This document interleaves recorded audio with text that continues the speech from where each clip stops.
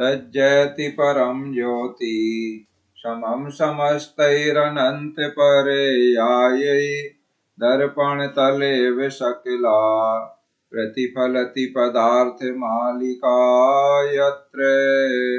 अपध्यान और पापोपदेश ये दो अनर्थ दंड के बारे में आपने समझ लिया है। अब आगे श्री पुरुषार्थ सिद्धि उपाय ग्रंथ जी में आचार्य श्री अमृतचंद्र स्वामी जी महाराज आगे के शेष जो अनर्थ दंड के कार्य हैं उनके बारे में बता रहे हैं।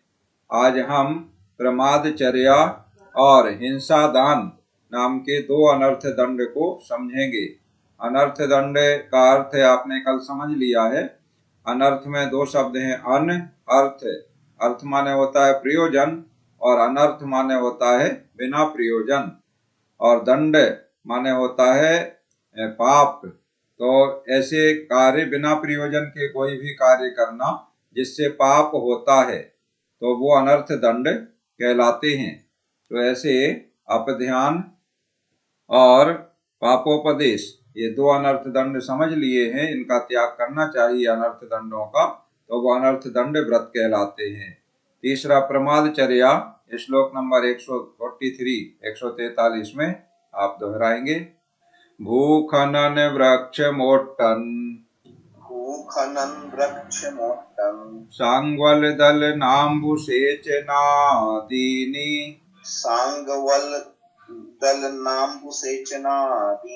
निष्कारणं न कुर्यात् दल फल कुसुमोच्चयानपि च नहीं करो निष्कारण खनन भूवृक्ष मोटन तृण सहित भूआदि रोदन फेंके ना जल तोड़ना फल फूल दल कारण बिना इत्यादि सब हिंसादि पोषक कार्य है अनर्थ दंड प्रमादचर्या अहिंसक छोड़े इन्हें। ऊपर जो जो कार्य बताए गए हैं ये सब प्रमादचर्या है, और जो अहिंसा धर्म को पालन करने वाले व्रती जन हैं वे इन प्रमादचर्या के इन सभी कार्यों को, और इनसे मिलते जुलते और भी बहुत सारे कार्य हो सकते हैं, कुछ कार्य यहाँ उदाहरण के रूप में बता दिए हैं, तो उन सभी कार्यों को छोड़ें। प्रमादचर्या का मतलब देखो, प्रमाद को आलस्य भी कहते हैं। तो प्रमाद में, और प्रमाद का अर्थ होता है असावधानी। जहाँ बिना देखे भाले कोई भी कार्य किया जाता है या बिना सोचे विचारे कोई भी कार्य किया जाता है तो वो प्रमादचर्या के कार्य कहलाते हैं। तो जिसमें अपना हित अहित का बुद्धि विवेक नहीं रहता है वही बिना सोच विचार के कार्य होता है या बिना देखे वाले कार्य होता है, तो वह सब प्रमादचर्या में आ जाते हैं। क्या क्या कार्य इसमें लिए गए हैं देखें हम। भूखनन, वृक्षमोट्टन, सांगवल दलन और अंबुसेचन। भूखनन माने पृथ्वी का खोदना, वृक्षमोट्टन माने वृक्ष उखाड़ना, छोटे पौधे वगैरह रहते हैं वैसे पकड़ के उखाड़ देते हैं, या बड़े वृक्षों को भी कोई ऐसे वहां से उखाड़ता है तो सभी प्रकार के छोटे बड़े वृक्ष या घास वगैरह सब उसमें आ जाएगा, इनको उखाड़ना। और सांगवल दलन माने सांगवल कहलाता है जिसमें बहुत घास लगी हुई है, तो ऐसी घास से सहित जो जमीन है, यानी घास पर चलने से उसको रौंदना होता है घास को, तो उसमें एक इंद्रिय जीवों की और उसके अंदर छिपे हुए बैठे हुए दो इंद्रिय आदि त्रस्त जीवों की भी हिंसा होती है प्रमादचर्या में। तो प्रमादचर्या में बिना प्रयोजन के हिंसा हो रही है, माने घास पे ना चल के वो अगर साफ जमीन पे चले तो उस हिंसा से बच जाएगा, या पृथ्वी अनावश्यक खोद रहा है बिना प्रयोजन, ये ध्यान इसमें रखना है। अनर्थ है सारी चीजों में बिना प्रयोजन, ये शब्द ध्यान रखना है। तो ऐसे बिना प्रयोजन के पृथ्वी खोद रहा है या वृक्ष उखाड़ रहा है, उखाड़ा और फेंक दिया इस तरह से, तो उसमें कोई प्रयोजन नहीं है। और भूमि दलन, घास वाली भूमि को रौंदना, और अंबु सेचन माने पानी सींचना, माने पानी को फैलाना, बिना प्रयोजन के फैलाना। जहाँ प्रयोजन है उसकी यहाँ पर बात नहीं ले रहे हैं, यहाँ सारी बातें बिना प्रयोजन के करने को ले रहे हैं। और दल फल कुसुम चयान, कुसुमोच्चयान, दल माने होता है पत्ते, और फल तो सभी जानते ही हैं जो फल होते हैं, और कुसुम माने फूल होता है। तो वृक्ष के पत्ते तोड़ना, वृक्ष के फल तोड़ना, वृक्ष से फूल तोड़ना बिना प्रयोजन के, ध्यान रखना है। इत्यादि कार्य निष्कारणम न कुर्यात्, बिना प्रयोजन नहीं करना चाहिए। माने ये कार्य अगर बिना प्रयोजन के कोई कर रहा है तो वह प्रमादचर्या नाम का अनर्थ दंड कर रहा है। बिना प्रयोजन के पाप उसे लग रहे हैं, प्रयोजन कुछ भी सिद्ध नहीं हो रहा है और पाप उसे पूरा लग रहा है। इसलिए ऐसे कार्यों को, इससे मिलते जुलते और भी जो कार्य हैं उन सभी कार्यों को त्याग कर देना चाहिए। बिना प्रयोजन के इन कार्यों को नहीं करना चाहिए। श्लोक बोलते हैं फिर से। भूखनन वृक्ष मोट्टन सांगवल दल नाम्बु सेचनादीनि निष्कारणम न कुर्यात् दल फल कुसुमोच्चयानपि च। और प्रमादचर्या के बाद चौथा अनर्थ दंड बता रहे हैं, हिंसा दान नाम का अनर्थ दंड। श्लोक दोहराइए। असिधेनु विषहुतासन, असिधेनु विषहुतासन लांगल करवाल कार्मुकादीनाम, लांगल करवाल कार्मुकादीनाम वितरण मुपकरणानाम,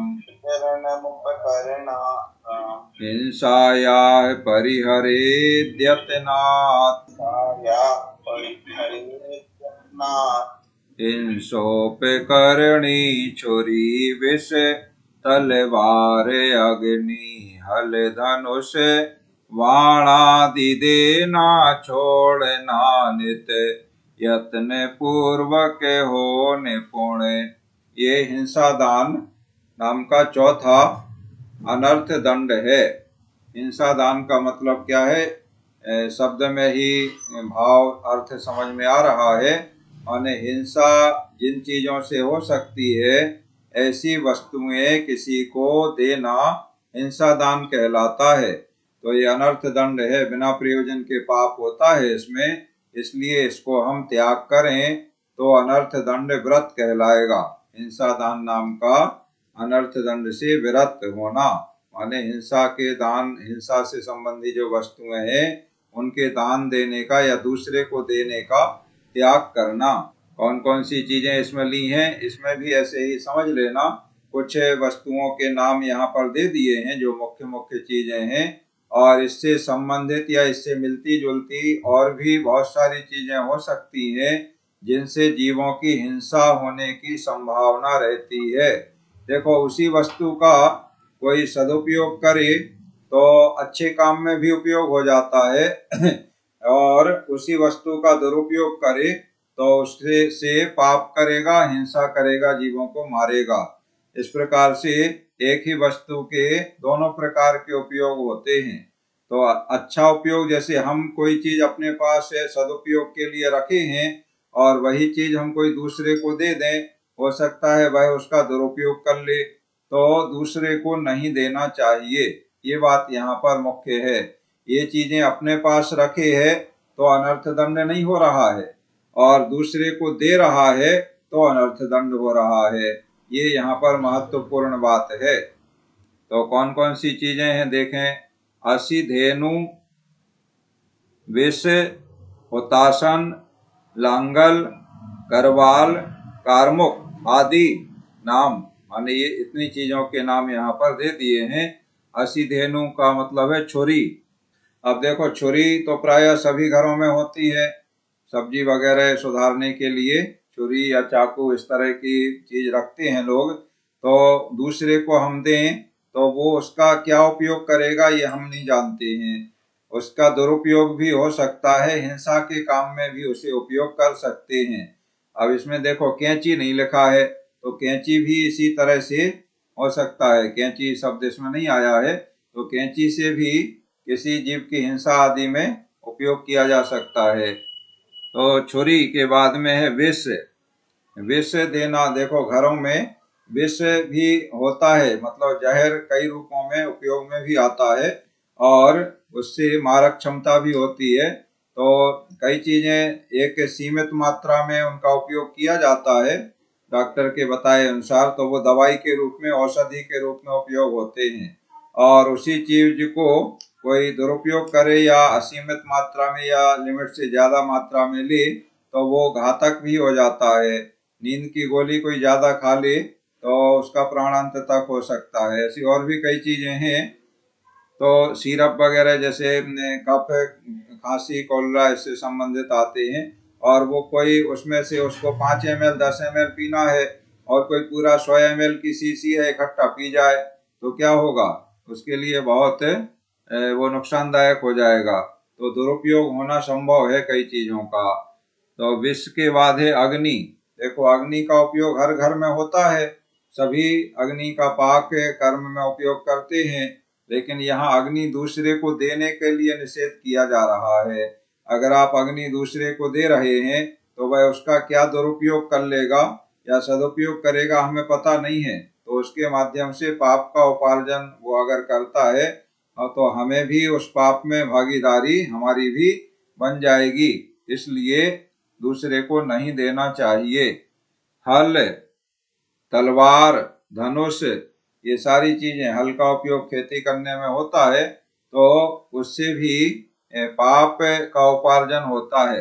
स्वयं हम खेती करते हैं और हल हमारे पास है, हल का उपयोग हम करते हैं तो वो हमारी आवश्यकता हो गई, वो प्रयोजन हो गया, और दूसरे को दे रहे हैं तो वो बिना प्रयोजन के उससे पाप हो रहा है। जो हल हम स्वयं चला रहे हैं उससे तो हम खेती कर रहे हैं अपनी आजीविका के लिए, तो वो प्रयोजन सहित हो गया, पाप तो उसमें भी हो रहा है, लेकिन उस पाप के बिना बचना संभव नहीं है। बिना उस पाप के हम नहीं रह सकते हैं, बिना आजीविका के, तो उतना तो हमें करना ही पड़ेगा, बिना करे गुजारा ही नहीं होगा। लेकिन दूसरे को दे रहे हैं, उसको अगर ना दें तो हमारा गुजारा हो सकता है, इसलिए वो बिना प्रयोजन के पाप कहलाएगा। तो हल, इसी तरह तलवार, धनुष, ये सभी उपकरण हैं। ये हिंसा या उपकरणानाम, हिंसा के उपकरणों का वितरणम यत्नात् परिहरेत, इनका वितरण करना या दूसरे को देना सावधानी से छोड़ देना चाहिए, मतलब दूसरों को नहीं देना चाहिए। अगर दूसरों को दे रहे हैं तो हम हिंसा दान नाम का अनर्थ दंड कर रहे हैं, बिना प्रयोजन के पाप उपार्जन कर रहे हैं। श्लोक दोहराते हैं। असिधेनु विषय होता सन लांगल करवाल कार्मुकादि नाम वितरण उपकरणानाम हिंसाया परिहरेद्यतनात्। इस प्रकार आज आपने 2 अनर्थ दंड और समझ लिए, प्रमादचर्या और हिंसादान। कल आपने समझ लिया था अपध्यान और पापोपदेश। इस प्रकार से 5 प्रकार के अनर्थ दंड में से 4 के बारे में आप जान लिए। अपध्यान माने खोटा ध्यान करना, खोटा चिंतन करना। पापोपदेश माने जिन कार्यों से पाप होता है, ऐसी आजीविका के जो भी कार्य हैं, आरंभ आदि के कार्य हैं, वो दूसरे को उनके बारे में शिक्षा देना, उपदेश देना या बताना, विधि बताना। और तीसरा आज समझ लिया प्रमादचर्या, बिना प्रयोजन के भूमि खोदना, वृक्ष तोड़ना, उखाड़ना वगैरह, इस प्रकार के जो कार्य हैं ये सब प्रमादचर्या कहलाते हैं। प्रमादचर्या में और बहुत सारी चीजें आ जाती हैं, जैसे बिना प्रयोजन के बैठे हैं और कोई कागज का टुकड़ा पड़ा है, उसको उठाया और 1 के 2 किए, 2 के 4 किए, ऐसे तोड़ते जा रहे, फेंकते जा रहे, तोड़ते जा रहे, फेंकते जा रहे। या चटाई वगैरह है, उसका एक तिनका लिया या घास का तिनका लिया या रस्सी, कपड़ा, धागा वगैरह कुछ लिया और उसके टुकड़े करते जा रहे, फेंकते जा रहे हैं।